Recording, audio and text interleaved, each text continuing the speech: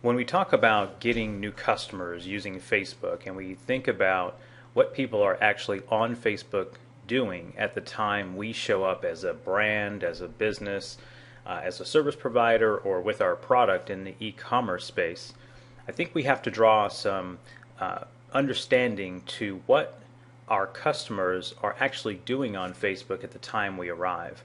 And as you're looking through the process of the buyer's journey and understanding how your customers are now using the web, social media, social proof with regard to recommendations and referrals from their friends, we have to understand that if we're going to go into their world on social media, in this particular example, speaking about Facebook, we want to make sure that we understand that there's actually one additional level in the buyer's journey that we have to keep in mind when we arrive on Facebook and begin to build our campaign and start to look at the objectives that we want to achieve. So of course we want to achieve the opportunity of building an audience and driving traffic to our website and getting leads, and of course getting new customers in the door to our office if we're a service provider, or to buying our product if we're an e-commerce store, downloading our app if we're an app developer.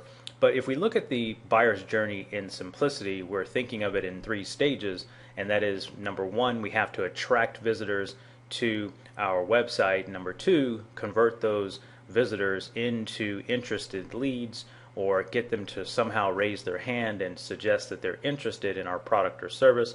And then lastly is to put them into a periodic sequence of marketing automation to get them to become a customer. And so what we struggle with a lot of times in discussing this with business owners and marketers in general is that every customer or every potential customer who follows this buyer's journey, they're not going to close at the same time. They're not going to buy your product or service and become a customer at the same time. In fact, I'm going to suggest to you that you consider the fact that at the time that we are able to find your potential customers on Facebook, that they're actually completely unaware of your business or your brand or your product. And so there's an unaware stage that actually sits a little bit above this buyer's journey funnel. And so as we begin to discuss the different Facebook objectives, and in a moment I'm going to take you into another video and another tutorial where we go into the Facebook ad platform and start to break down the objectives and how to best use them, I want you to really just consider the fact that when people are on Facebook, they're not in buying mode. They may be a buyer and they may be they may be demographically suited for your product or service. They may be psychographically suited for your product or service.